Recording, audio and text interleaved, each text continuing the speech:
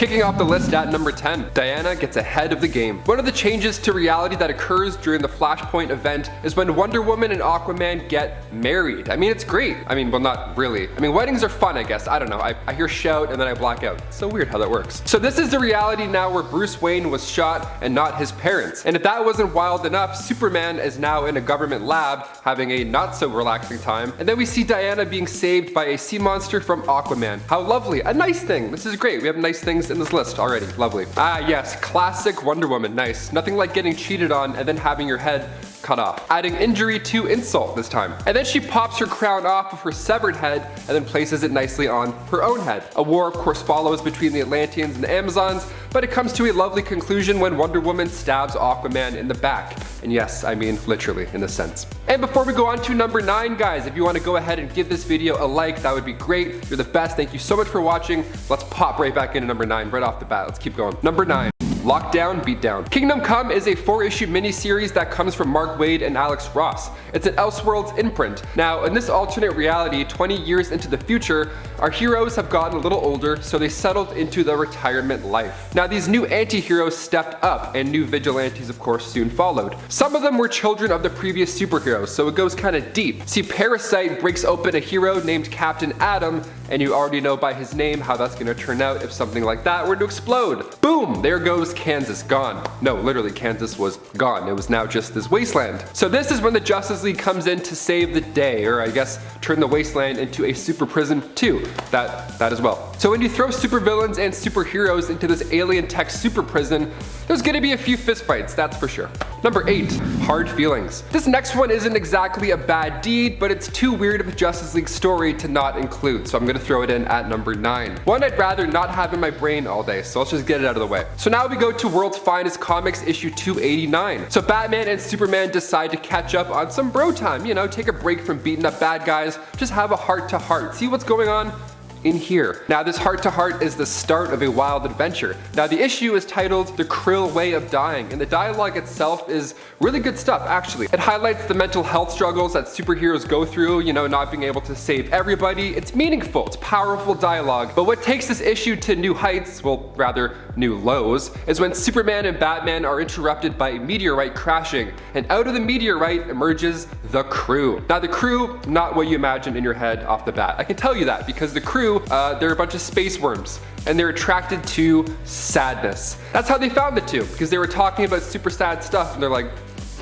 yes, sad, this way, let's go, let's head it. Their super depression was literally glowing. So these aliens need emotion in order to pass away. See what happens when you try and feel nice things, Justice League? Way to go, now we're all crying. I'm definitely crying. They're crying, they're dead. Space worms are coming for me because I'm crying now.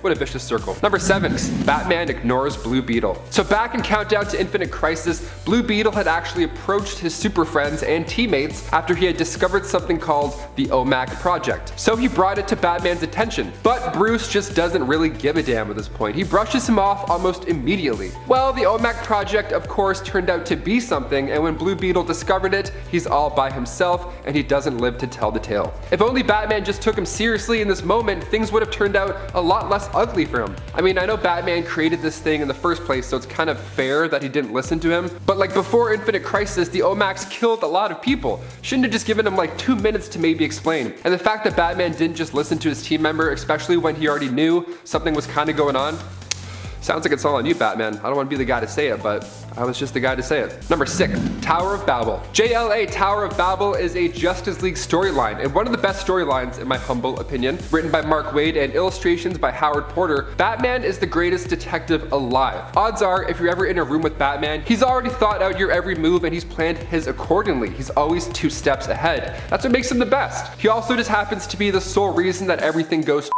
in this storyline. He doesn't mean to, but it happens. So Ra's al Ghul and the League of Assassins launched this huge simultaneous attack on every member of the Justice League of America. Now the attacks are so specific, they're aware of the weakness of each League member. Now Batman was once worried that one or all of them could go rogue at any point, so he had contingency plans in order to take them out if that day ever came. So Talia al Ghul broke into the Batcave and stole those files. So if you want to take down some bad guys, here's exactly how to do it.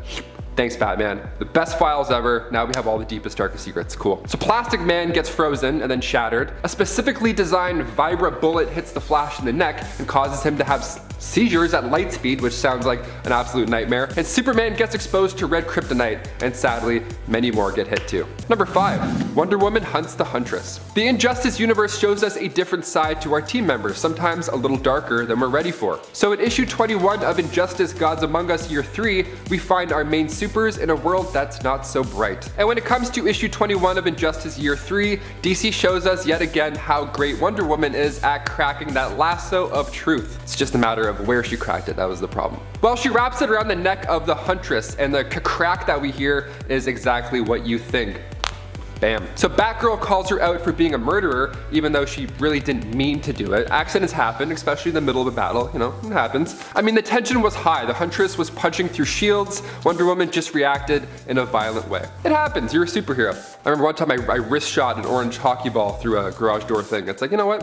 When you're in the middle of it, accidents happen, you get crazy. Number 4, get a room. Look guys, superheroes have emotions just like us, okay? They meet other superheroes and they take down bad guys together. They hook up in the sky in the owl ship above the rest of the world. They're just like us, okay? Sometimes key intimate moments are hard to conceal when you have the powers of a god, right? Specifically Wonder Woman and Superman. So after the triumph that is The Dark Knight Returns, Frank Miller decided to dive into an intimate moment with those two. So Wonder Woman and Superman embrace in each other, but where does this happen? In a fancy hotel? Fortress of Solitude? No and no. They get it on up there in the sky, of course, where everyone can see and hear. So they're superheroes, so this caused massive tidal waves. Volcanoes are blasting off, people are even evacuating islands. Like, this is a bad day. I mean, bad day for everybody but Superman and Wonder Woman. They look like they had a great time.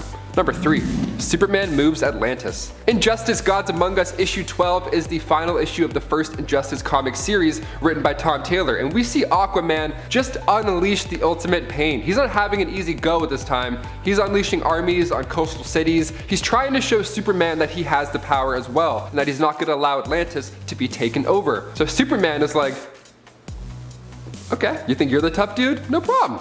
Let me step in. Superman sees this as a threat, and even Batman's like, great, this is exactly what I thought was gonna happen between these two. So Superman doesn't just fly in, fight Aquaman one-on-one, and then settle their differences with this whole ordeal. No, instead Arthur gets the help of Wonder Woman and Green Lantern, and they literally move Atlantis. They move Atlantis like it's new furniture. Pivot! Pivot! They move it to the Sahara Desert, the place with the least amount of water possible. Not cool, guys, not cool. Number 2, Superman outs Batman. So in the climax of Batman vs Superman, we see Bruce Wayne straight up try and take out the Man of Steel. It's intense, and it ends with Superman not surviving in a way, but until he comes back in the Justice League movie. Spoilers. So if you're feeling a little upset about that, this next one should turn the tables in your mind. Superman once outed Batman, and he did it in a pretty hilarious way. Through social media, of course, of course. Did he make a TikTok? No. Was it through Ask FM? No and no. It was in the pages of Injustice Gods Among Us issue 10. I mentioned this comic earlier because it has our super friends going against each other, but Superman takes it up to the next level when he posts Batman's true identity online. His tweet was quite simple and to the point. Batman is Bruce Wayne. 1.5 million retweets, not too shabby at all. Batman's trending on Twitter in real life almost like once a week, so I'm just waiting for the day when I look and I'm like, yes, Batman is real. And he's Paul Giamatti, get out of here, I knew it. I knew it. Number 1, Justice Lords. The DCEU introduced us to the Justice Lords back in November 2003 in an episode titled A Better World. Was it a better world? No, definitely not. They were a multiversal counterpart of the Justice League. This is an alternate universe now, one where Lex Luthor is the current president of the United States. The Justice Lords were assembled to protect humanity from itself, which just sounds like bad news. That sounds like a bad story in the making. So yeah, they were robot replicas of Superman, and the inmates of Arkham Asylum were brainwashed and lobotomized. Just not an ideal world at all, definitely not a better one. And then when the Justice Lords of this universe found out they weren't alone, they tried to bring their ways of heroics over to our world. But our good Justice League took them down with the help of our Lex Luthor, who used the power disruptor to neutralize their super abilities. So it's like good Lex, bad Lex, good team, bad team, mind explosion. The idea of a rogue team member is terrifying, but a rogue team? Oh, what a nightmare. How do you stop them? Well guys, there you have it. Which of these moments from your favorite Justice League members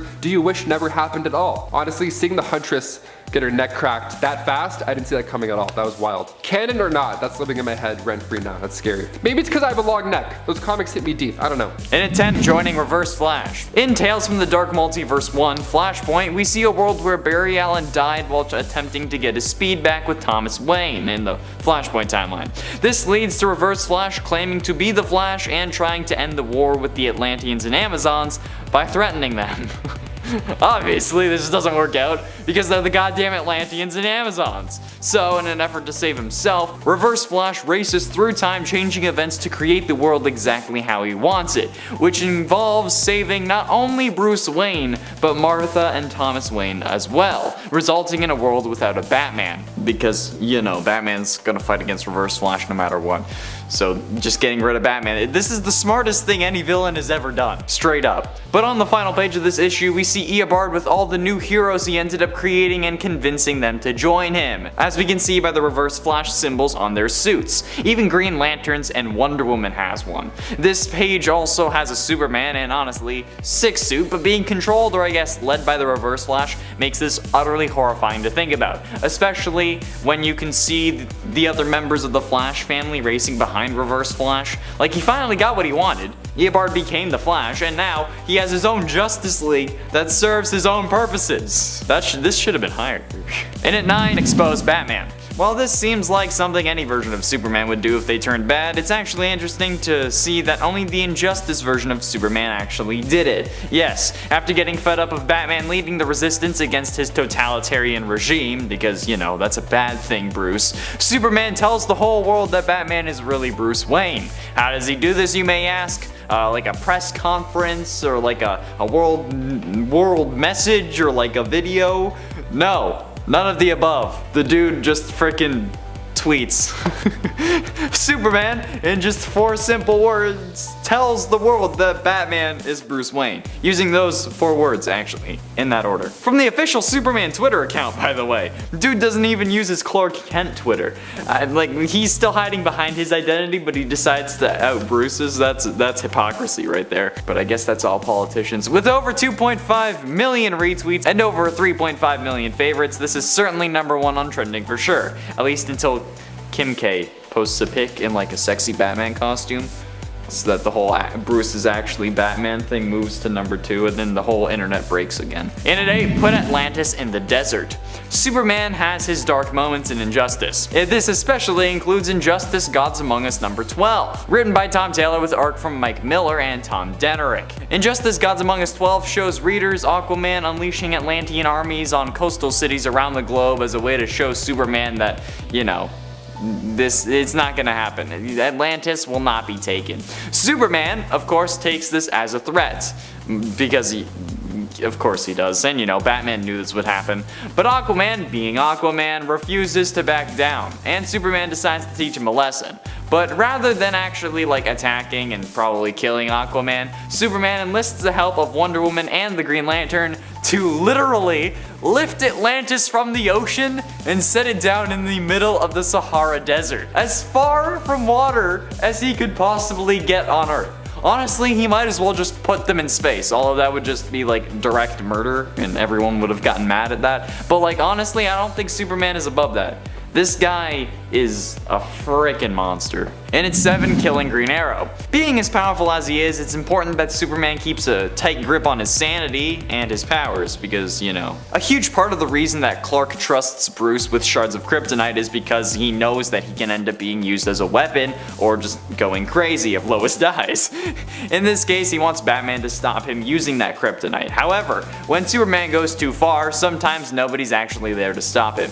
In Injustice Gods Among Us #11, the issue before Superman dropped Atlantis in the Sahara Desert, when the Green Arrow is trying to distract Superman, he fires an arrow at him that bounces off Superman because, you know, it's not a kryptonite arrow, but then it hits his father, Jonathan Kent, in the shoulder. It doesn't kill him. He's fine, he just got shot in the shoulder, but Superman gets so enraged at this that he flies at Green Arrow and immediately starts beating him to death in a furious rage. I mean, like, killing him would be one thing because he's Oliver Queen and he's like one of the sexiest men alive, but brutally beating him is something else entirely, especially with his mother yelling at him, begging for him to stop. Like, dude, listen to your mom, she knows best. Eat your vegetables. And at 6, Batman's backup plan. At this point, it's pretty well known that Bruce Wayne kept files and tools to destroy each of the members of the Justice League if it was necessary.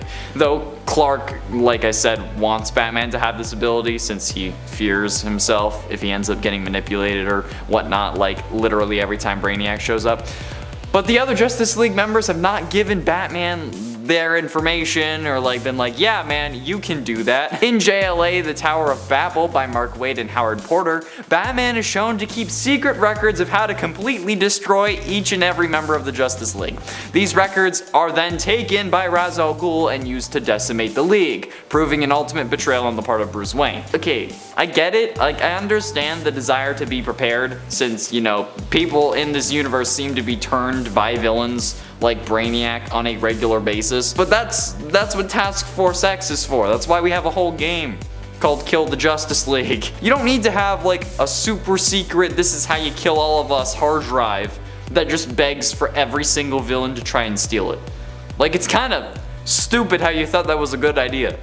All you need to do is have it in your brain. You're the world's greatest detective and you couldn't detect that that was a bad idea. Halfway through into number 5, Wonder Woman destroying the Justice League. When it comes to power and skill levels, Wonder Woman is arguably one of the strongest members of the Justice League. Characters like Superman and Martian Manhunter may have incredible power as aliens, and Superman especially may well just be the most powerful hero of all, but Wonder Woman is also basically a deity, at least being a god adjacent, because, you know, she's an Amazon. She's one of DC's most powerful heroes, if not their most powerful hero, especially if Kryptonite's around, and she has to keep her abilities and powers in check, much like how Spider-Man always has to pull his punches so he doesn't kill someone. However, in a one-shot called JLA A League of One, written by Christopher Moeller, Wonder Woman realizes that the Justice League are just holding her back. She realizes that the entire league will be destroyed if she doesn't stop them herself, so she takes on each member of the Justice League and takes them down on her own so that she can act individually, kinda like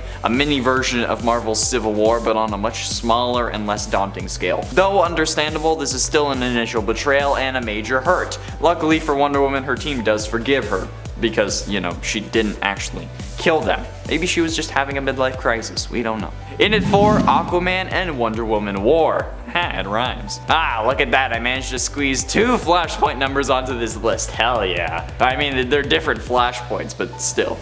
In the animated The Flashpoint Paradox movie in the DC animated universe, the world is much different to its CW counterpart, and like, kind of the general DC universe, mostly due to the war between Aquaman and Wonder Woman, who end up being the villains of the movie, thanks to them being former lovers while Aquaman was married to Mera, and then Wonder Woman then killed Mera when she tried to get revenge for her sleeping with her husband.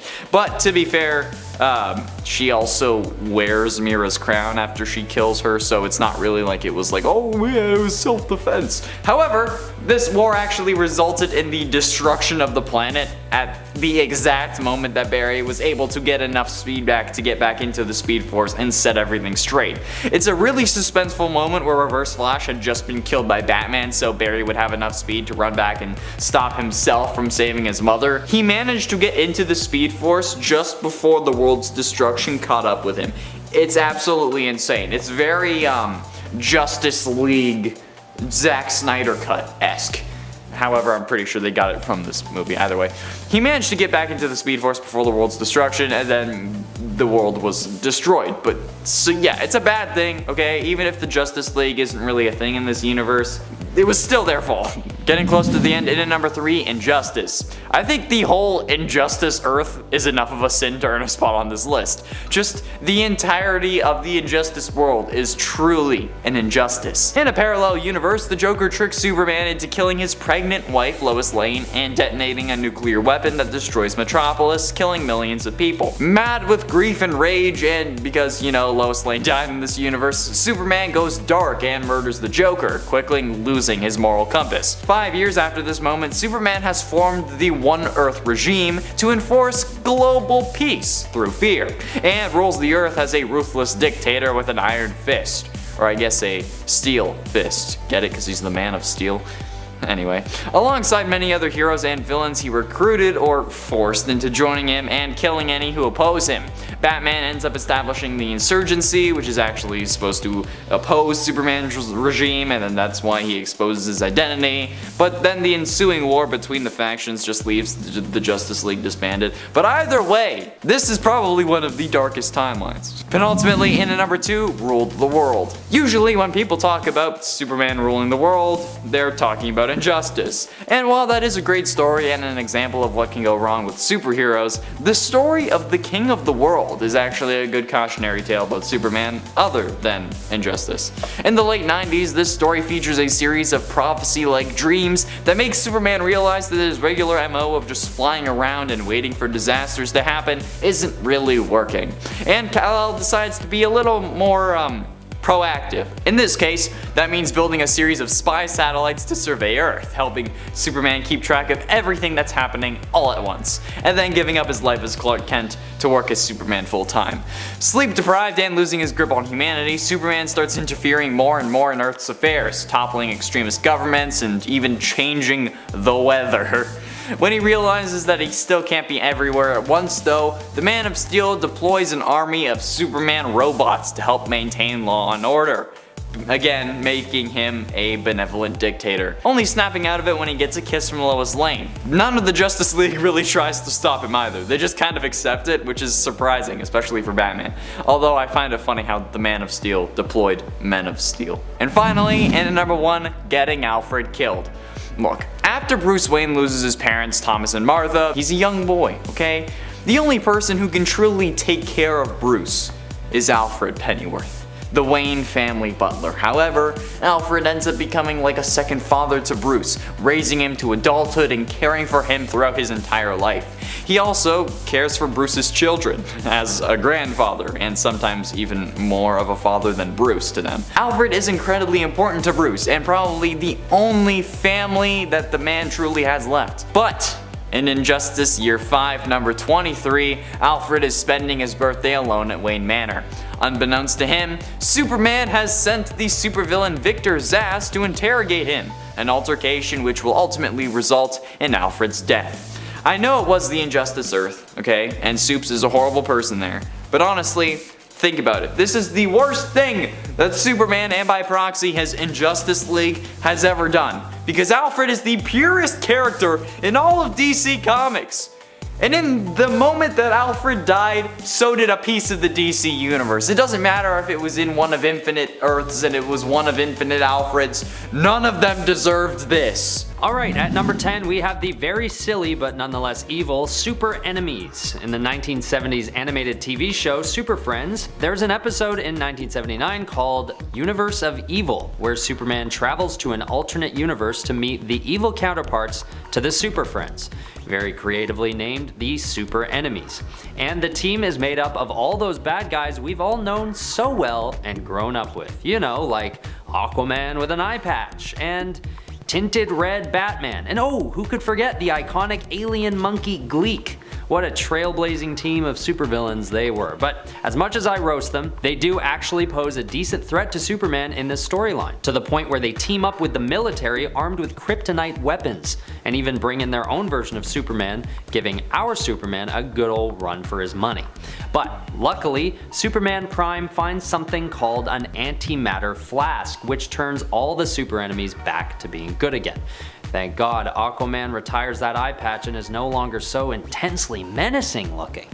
What a relief. Number 9. Justice League of Assassins. Unfortunately, this evil Justice League didn't stick around too long. Being first introduced in Superman Volume 4, number 15 in March 2017, the Justice League of Assassins on Earth 14 were a group of augmented, mostly non-superpowered soldiers led by the obviously powerful Superman. The team was made up of Wonder Woman, Aquaman, Flash, Batman, Harley Quinn, and Green Lantern. With the exception of Superman, their powers relied mainly on weapons and technology, but primarily they used advanced firearms. Ultimately, they were all slaughtered, with this Superman being kidnapped by Prophecy, which is a shame, because this team looked super cool and they seemed to inhabit a pretty dark and grim looking post-apocalypse. Could have been very interesting. At number 8, we have the Conglomerate. This group is basically a bizarro version of the Justice League created by Booster Gold. The group is formed after Booster's departure from the Justice League International due to a lack of respect from his peers. When Booster first fails to bring together a competent group of heroes to form the first iteration of the Conglomerate, someone named Claire Montgomery comes in to manage the group. With her, she brings along the likes of Deadeye, an alternate Green Arrow, Fiero, a guy with fire powers, Frostbite, an ice power guy, Elastaman, a stretchy man, Element Man, much like Metamorpho, Scarab, a knockoff of Blue Beetle, and Slipstream, a dollar store Flash. When they engage in a small friendly skirmish with the Justice League International, the fight quickly turns serious, and everyone learns at once that these new members have actually been brought from an antimatter world called Quard, and they're basically just entirely evil, and always had been.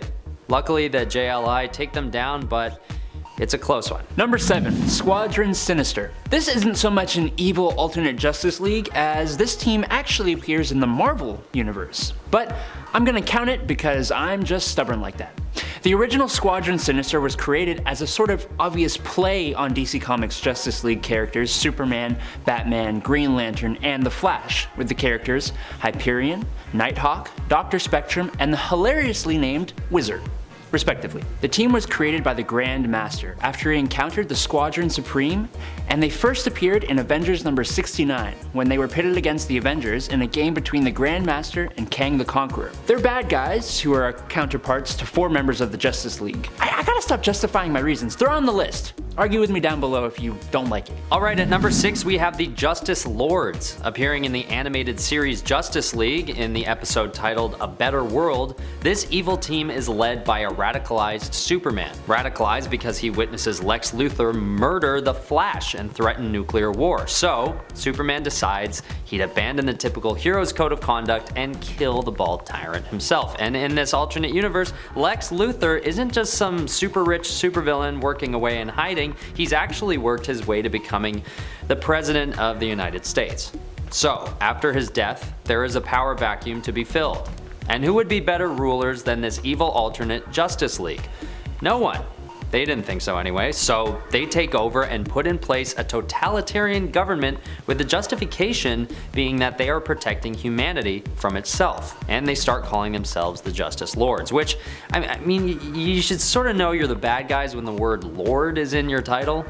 Luckily, the real Superman is able to catch on and take them out of power before anything goes too far. Number 5, Injustice League.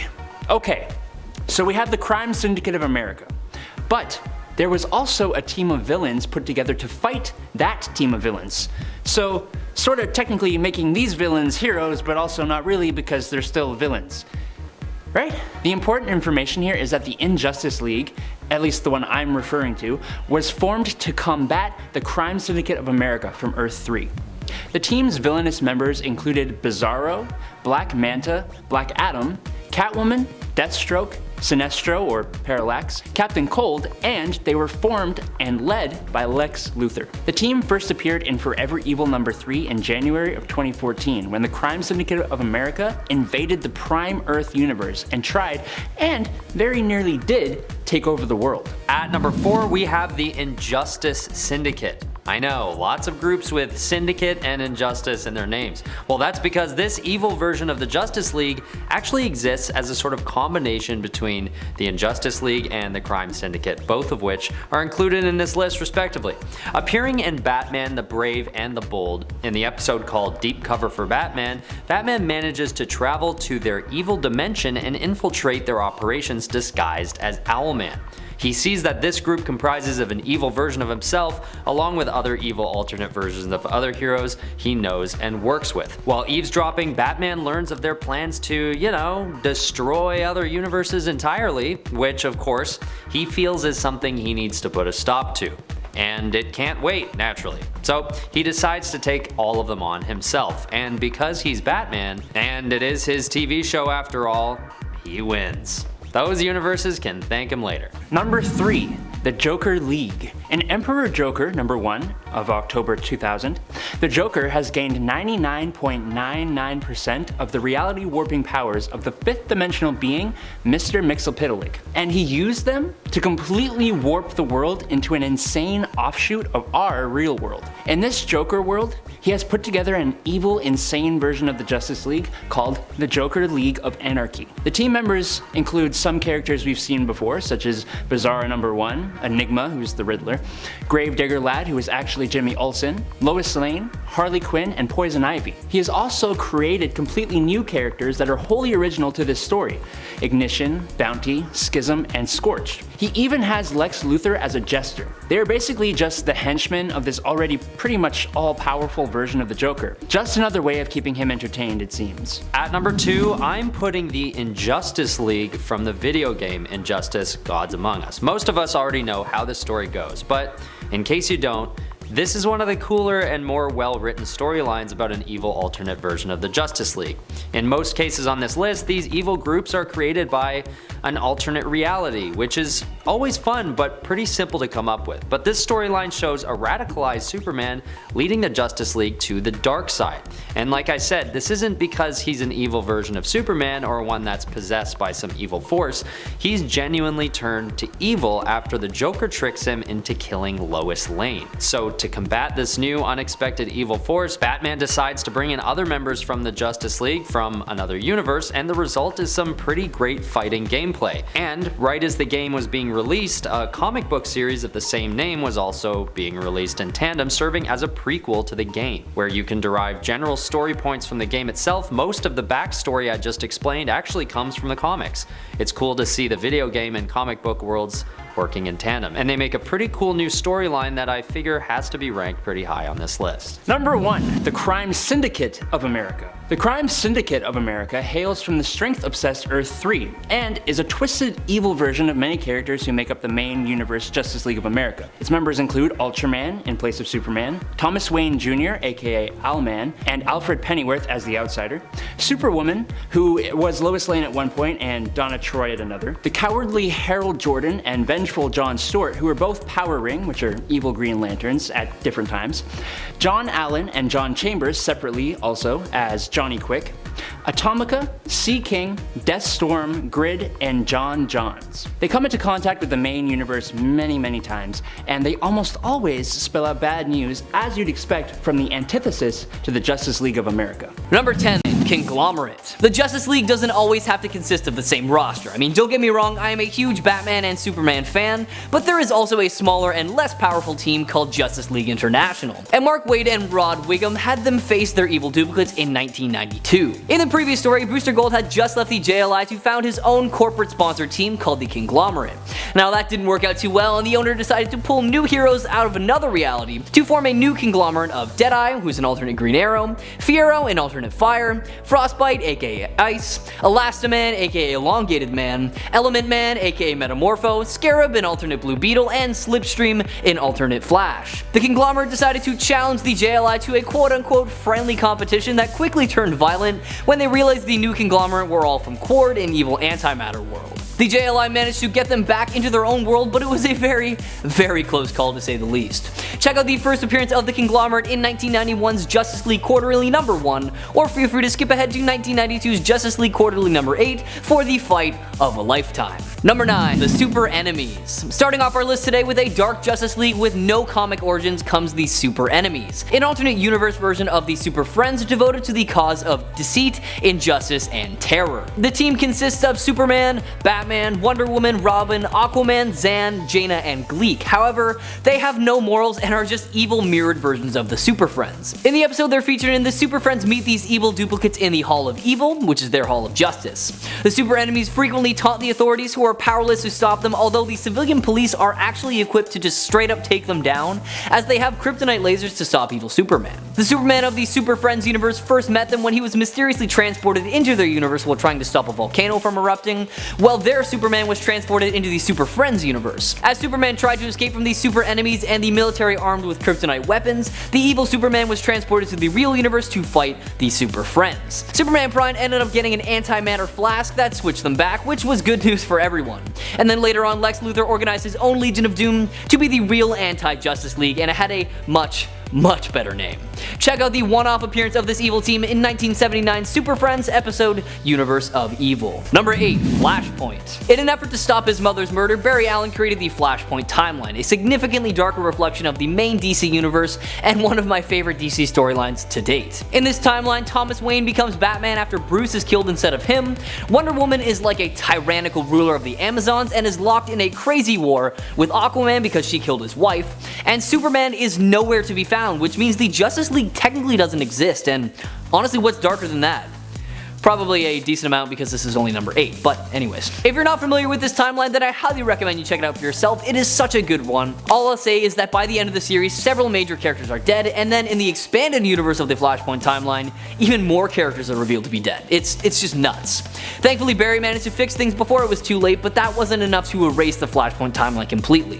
Because of that, the DC universe is still dealing with the events of Flashpoint even to this day. Give it a read for yourself, starting with 2011's Flashpoint Volume 2, Number 1. Number 7. The Crime Society. Hailing from Earth 3 comes the Crime Society of America, but not to be confused with the Crime Syndicate of America, who we may or may talk about later on. Consisting of Johnny Quick II, Owlman II, Power Ring, Superwoman, Ultraman, and a few others, this team of villains is basically just evil doppelgangers of the Justice League and the Justice Society. The Crime Society encountered and fought the Challengers, consisting of Donna Troy, Jason Todd, Kyle Rayner, and Bob the Monitor, and the Jokester. After the Challengers and the Jokester escaped to another universe, the Crime Society were offered a place among Monarch's transdimensional army, which they accepted, of course.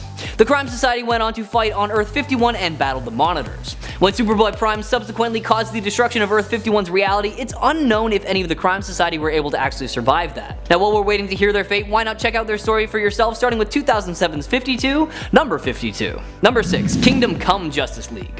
In 1996, Alex Ross and Mark Waid teamed up to create the miniseries Kingdom Come.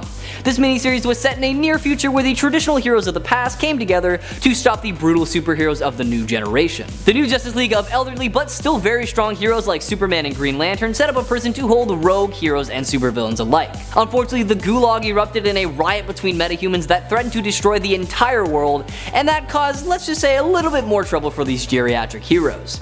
In an act of desperation, the United Nations launched several nuclear bombs over the Gulag site. Batman and Wonder Woman deactivated 2 of them, but one of them was still primed and falls over the battlefield. Superman attempts to stop the bomb, but Marvel throws him back and stops the bomb himself, detonating it prematurely over the Gulag, killing a lot of the League, Cavalry, and many of the inmates as well. What makes the storyline so dark is that throughout the story, the Justice League struggle to follow their own morals, even as they impose their own brand of justice on a very unhappy world. Batman in particular sided with Lex Luthor to quote-unquote liberate mankind from the Justice League. In the end, Superman saw his failure, but only at the cost of thousands of lives. Check out the entire miniseries for yourself, starting with 1996's Kingdom Come, Number 1. Number 5. The Justice Lords. What makes the Justice Lords darker than the other timelines mentioned so far is the fact that the Justice League actually managed to completely rid their world of crime. While an absence of crime would be a positive thing for most, it's actually alluded that this version of the Justice League went to pretty extreme measures in order to accomplish such a feat. Appearing in the Justice League animated series episode A Better World, Lex Luthor has become the President of the United States and decided to just execute the Flash. That didn't really sit well with the Flash's friends, which is why an enraged Superman confronted Luthor in the Oval Office. Realizing he would never reform Luthor and keep him from committing such villainous acts, he incinerated him on the spot with his heat vision. With the President out of the way and a new method devised to deal with villains, the Justice League rechristened themselves the Justice Lords and went about establishing a new world order under their quote-unquote protection. They eventually came into conflict with the Justice League when they tried to instill their totalitarian rule on the other DC universes, but thankfully they were finally stopped by Superman and his pals, which actually included Lex Luthor, who became instrumental in stopping the Justice Lords and stripping them of their power. Check out this episode for yourself in 2003's Justice League Season 2, episode 22 and 23 as well. Number 4. The Injustice League. Back in 1988, we got introduced to a new version of the Justice League known as the Injustice League. This ragtag group consisted entirely of criminals who never actually made it big in their various enterprises, and determined to make it big, they just banded together and became the rather their ineffective Injustice League. Major Disaster, Big Stir, Cluemaster, Multi-Man, Clock King, and the Mighty Bruce are what made up the roster. They barely managed to pull off any capers and mostly just got their butts kicked. Oddly enough though, after 2000 Silver Age, the Showcase #1 came out, it retroactively made 1989's Injustice League the second version of the team. The quote-unquote original team was brought together in the Silver Age by the evil intergalactic Agamemnon, who used Lex Luthor to recruit other villains like Black Manta, Bizarro, and the Joker.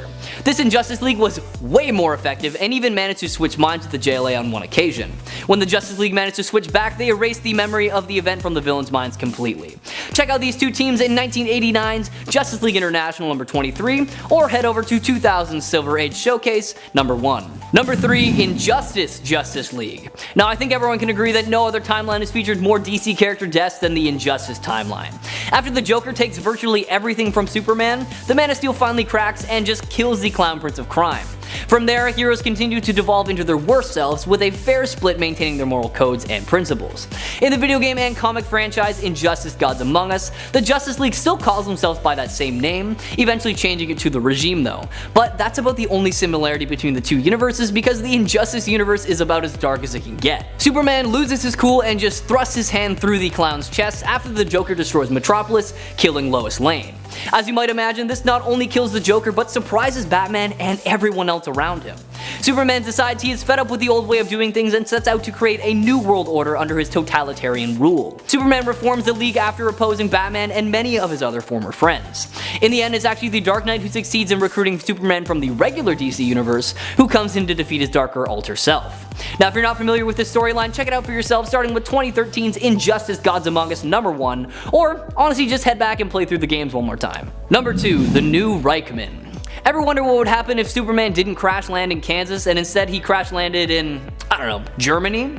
Well, wonder no longer, because on Earth 10 that is the reality. On Earth 10, the Germans used Superman, known as Overman in this universe, to win World War II and basically take over the world.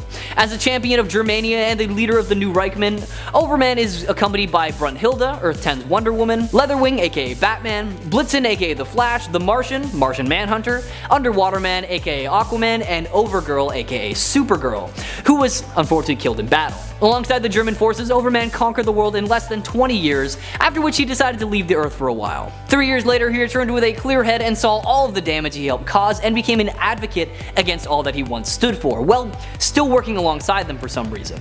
Eventually, German scientists used callus cells to create a clone of him known as Overgirl that Overman loved like family. However, she died not too long after her creation, and this hit him hard. Inconsolable and grief-stricken, Overman leaked some precious information to the freedom fighters that resulted in the demise of the New Reichman and Metropolis as well. Check out probably one of the saddest Superman stories I have ever heard, starting with 2015's The Multiversity Guidebook, #1. And #1, The Crime Syndicate of America.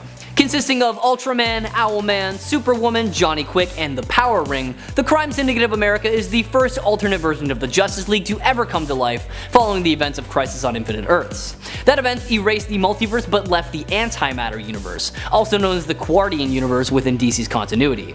Within the Antimatter universe, the Crime Syndicate existed as an evil version of our favorite superheroes, only they were far more dastardly than their previous versions. With virtually no one to oppose them, they managed to establish and maintain control over a large portion of their Earth. Eventually they grew bored of their Earth, and the Crime Syndicate began kidnapping people from the 52 multiverse matter-based worlds, and were visited by our Justice League to retrieve the people from the Justice League Earth that have been kidnapped. Fast forward past some pretty sweet fights, and we see Owlman along with Superwoman and Ultraman banished to a prison subdimension, while Johnny Quick and the current Power Ring were captured. Highly recommend you check out the storyline for yourself, so check it all out in their first appearance in 2000's JLA Earth #2.